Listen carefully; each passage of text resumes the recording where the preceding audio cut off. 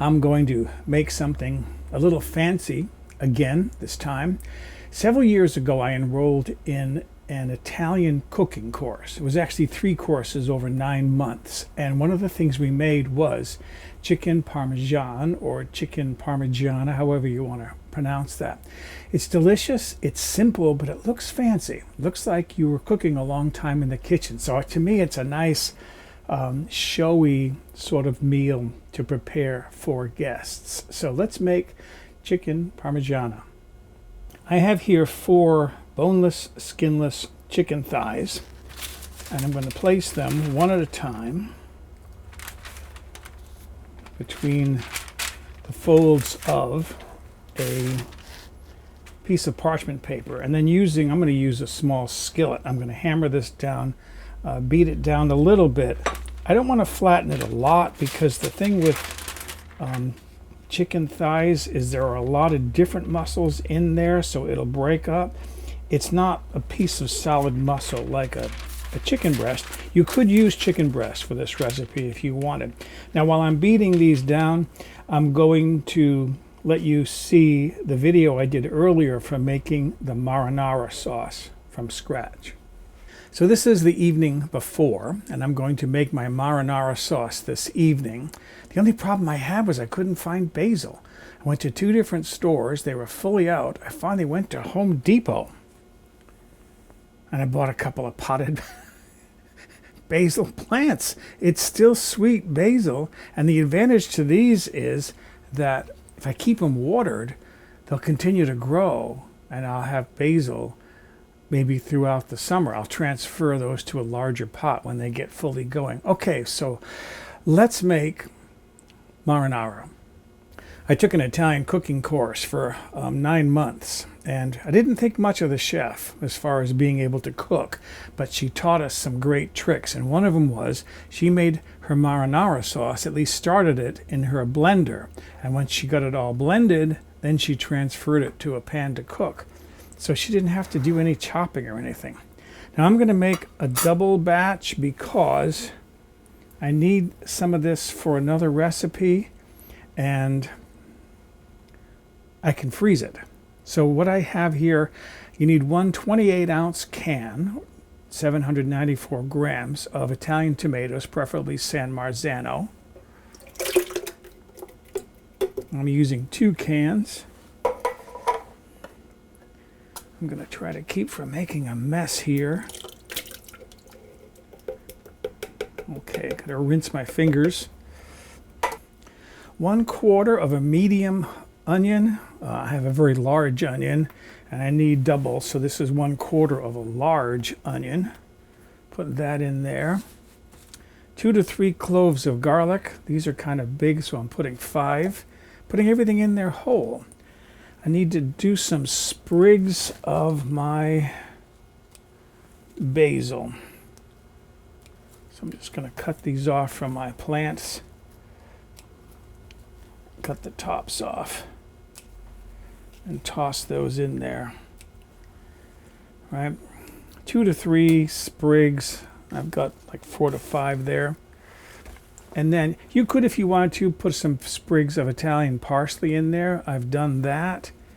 And then about a teaspoon of Italian seasoning or oregano, dry oregano. That's it. Put the lid on that and then blend that until it's smooth. Turn it on, start at 1. Didn't take long, about 10 seconds. Now I can transfer this to a pan to cook. My sauce is on the stove. I'm going to cook that for 20 minutes only. I prefer the flavor, like a fresh tomato flavor. Some people will cook their sauce for 2, 3, even 8 hours. That's fine. That brings the flavors together a little bit better.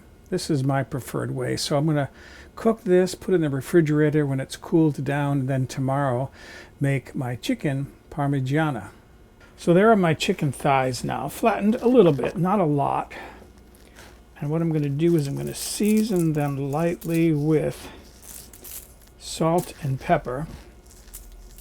I don't like a lot of salt on my food. And I'm very careful with pepper because pepper, to me, easily overpowers the flavor of chicken. Get rid of those scraps.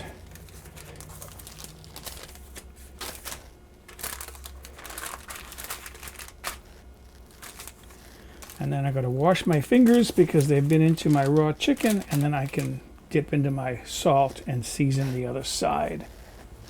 Into a shallow bowl, I'm going to break 1 egg. And then I'm going to put in about a tablespoon of, I'm using heavy whipping cream. You could use milk, you could use water. And right near the end of this container. And then I'm going to mix this up well. So there is my egg mixture. If I feel as though there isn't quite enough here, I can always add a little more cream to that to stretch it a little bit. But what I want to do next, in another bowl, I'm going to place 1 cup of grated Parmesan cheese. You can use Romano. That's kind of finely grated. And then 2 teaspoons of dry oregano. And you can also season this with a little bit of salt and pepper, but go very lightly, especially if you're going to use Romano cheese, because Romano cheese is rather salty. And remember, the chicken is already seasoned, so I don't want to overly season this. Can mix that up, and that'll be part of my coating mix. So there are my 2 shallow bowls of coating mixes. I'm going to dip each thigh into the cheese mixture first to shake off any loose bits, then dip it into the egg, and then go back to the cheese mixture again to give it a nice coating. I've been heating a few tablespoons of cooking olive oil, pure olive oil. These pieces of chicken are so big, I'm not going to be able to do all 4 at the same time. So I'll do 2 and 2, and looking at my egg mixture right here, I'm going to need more mixture because there isn't enough egg. The original recipe that called for 4 eggs, 2 eggs rather, was correct. I'm ready to turn these over. As you can see, they're browning nicely. This has been over medium-high heat.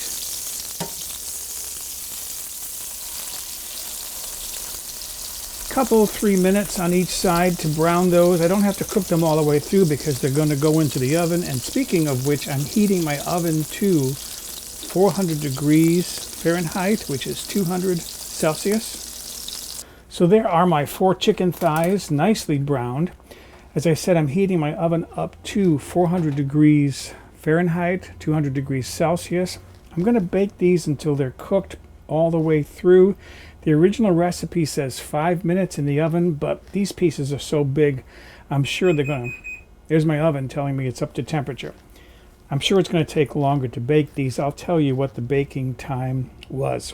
What I'm looking for is a internal temperature of about 170 degrees Fahrenheit or 77 degrees Celsius. That means they're thoroughly cooked. So there they are, out of the oven. Got a digital thermometer here. I want to see what the internal temperature of this is. That's 170. Oh, look at that, 182. These thicker pieces are the ones I'm most concerned about. That one's a little cooler, 160. But I think I'm going to leave that because as those sit, the temperature is going to come up a little bit, and they have to go into the oven one more time.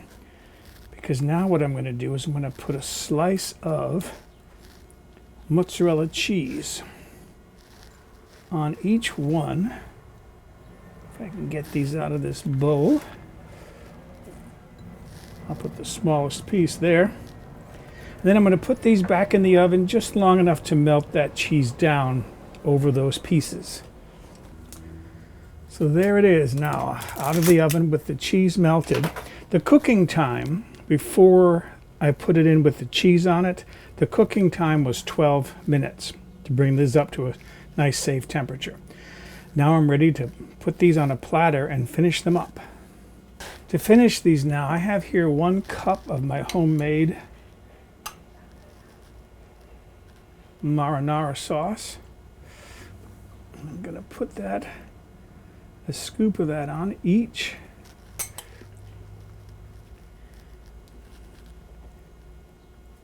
Like so, and that'll leave some extra for saucing at the table.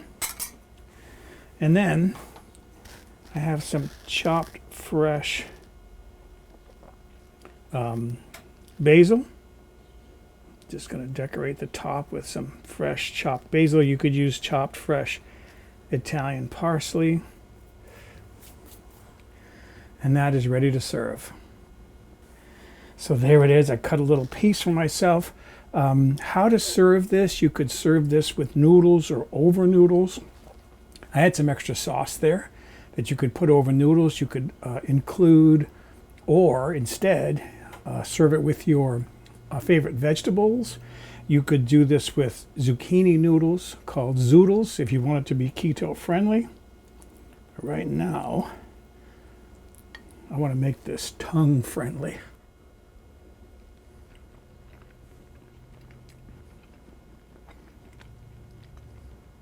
Yeah. Just right on the salt. I don't like a lot of salt on my food. That is really delicious. It's very tender too. So, excuse me. I'm going to go enjoy my chicken parmigiana.